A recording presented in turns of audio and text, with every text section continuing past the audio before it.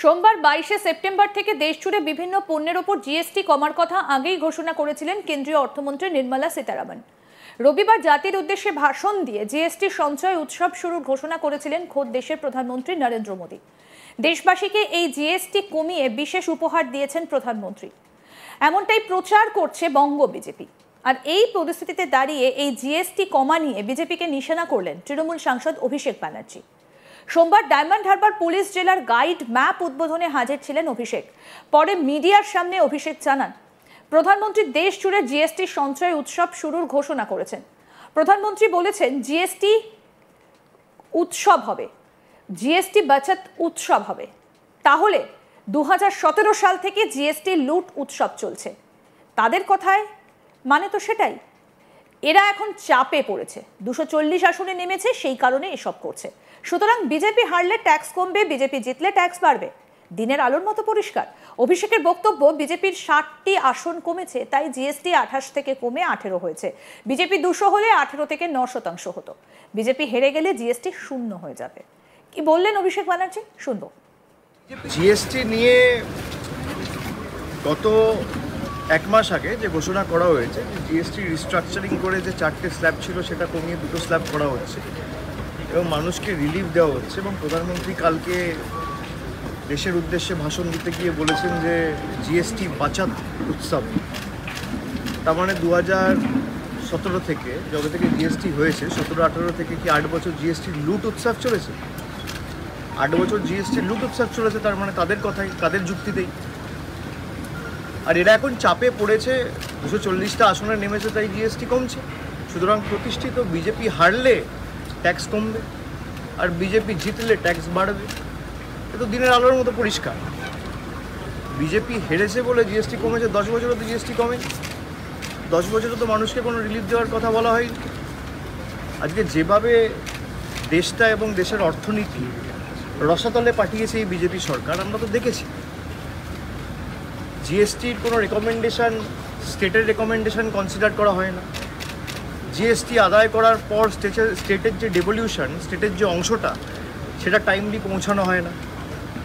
বিরোধী রাজ্যগুলোতে যেখানে বিজেপির সরকার ক্ষমতায় নেই, সেই সমস্ত রাজ্যে টাকা আটকে রাখার একটা প্রচেষ্টা, মানুষের অর্থনীতিকে রসাতলে পাঠানোর একটা প্রচেষ্টা, এটা আমরা দেখেছি। এবং জিএসটি নিয়ে যে কৌশলটা কেন্দ্র সরকার নিয়েছে, মানুষের উপর ছেড়ে দিন। মানুষ অনেক বুদ্ধিমান, আমার আপনার থেকে অনেক বেশি বুদ্ধিমান।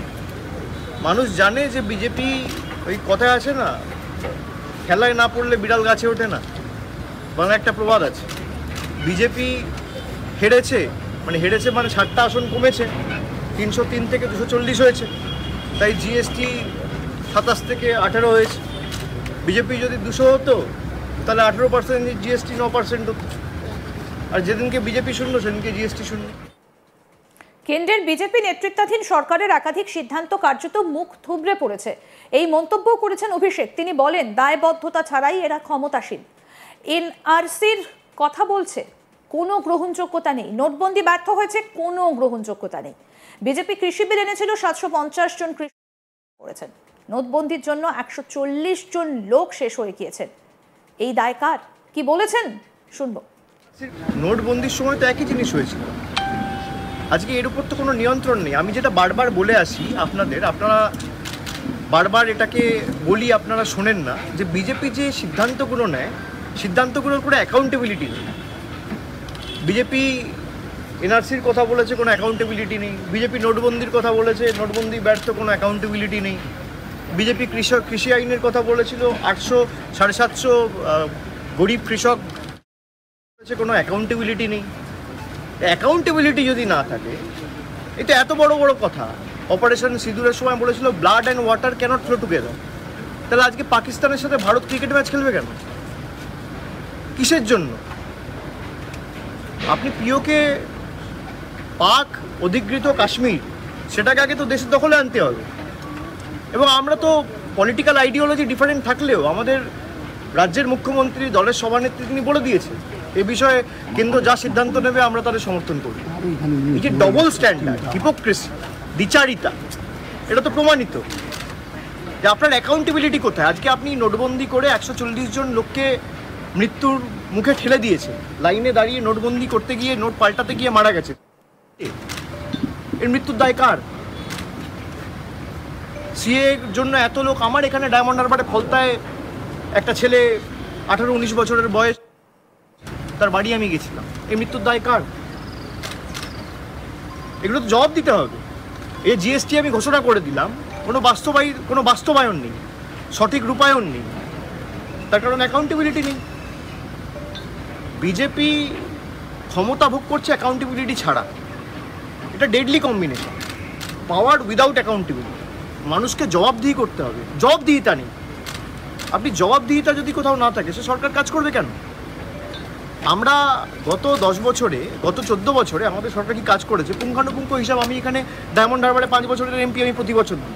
কেন্দ্র সরকার দেবে না কেন? আপনি বাংলা থেকে কত টাকা তুলে নিয়ে গেছেন আর বাংলা থেকে কত টাকা দিয়েছেন, খালি এইটুকু হিসাব বার করুন। আমি বিজেপিকে চ্যালেঞ্জ করছি যে গত 10 বছরে আপনি বাংলার থেকে ডাইরেক্ট ট্যাক্স আর indirect tax, GST, income tax, অমুক ট্যাক্স তমুক ট্যাক্স এর মাধ্যমে বাংলা থেকে কত টাকা নিয়ে গেছেন আর তার পরিবর্তে বাংলায় কত টাকা দিয়েছে। প্রধানমন্ত্রী এসে বলেছিল যে আমরা আবাসের টাকা দিয়েছি, 100 দিনের টাকা দিয়েছি। আমি বলেছিলাম শ্বেতপত্র প্রকাশ করুন, পেরেছে? অ্যাকাউন্টেবিলিটি নেই। 100 দিনের টাকা বলতো তৃণমূল দুর্নীতি করেছে বলে আমরা টাকা আটকে রেখেছি। হাইকোর্ট অর্ডার দিয়েছে, সেই অর্ডারকে চ্যালেঞ্জ করে সুপ্রিম কোর্টে কে গেছে? আমি যাইনি, কেন্দ্র সরকার গেছে। তার মানে মানুষকে টাকা দেওয়ার উদ্দেশ্য আপনার নেই। আপনি চান না 69 লক্ষ জব কার্ড হোল্ডার, যাদের জীবন জীবিকা 100 দিনের কাজের উপর নির্ভরশীল, তারা টাকা পাক, তাদের মুখে হাসি ফুটুক, তারা পুজোয় একটা নতুন জামা কিনুক। আপনি চান এদের কী করে এদেরকে শিক্ষা দেওয়া যায়? আর জিএসটি কারা করেছে? গরিব মানুষ চাই বিস্কুট খায়, সেই বিস্কুটের উপর জিএসটি কত আর হিরের উপর জিএসটি কত দেখুন না।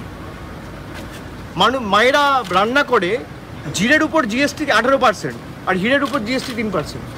তো বিজেপি করেছিল। দুধের উপর জিএসটি, বাচ্চার খাবারের বিস্কুটের উপর জিএসটি।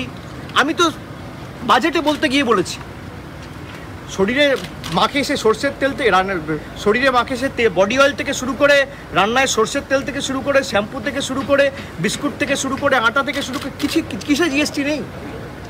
কাপড়, জামা, জুতো, প্যান্ট, ঘড়ি, সবে জিএসটি।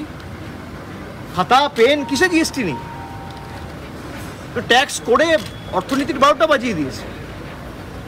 এটা তো ভাবতো যে জগৎটাকে আমাদের ইচ্ছা মতো চালাবো। মানুষ এদেরকে বেগ দিয়েছে, এখন উপায় নেই, জিএসটি কমাতে হচ্ছে। আরও আপডেট পেতে দেখতে থাকুন আজ তাক বাংলা। সাবস্ক্রাইব করুন, নোটিফিকেশন পেতে বেল বাটন অপশন প্রেস করুন।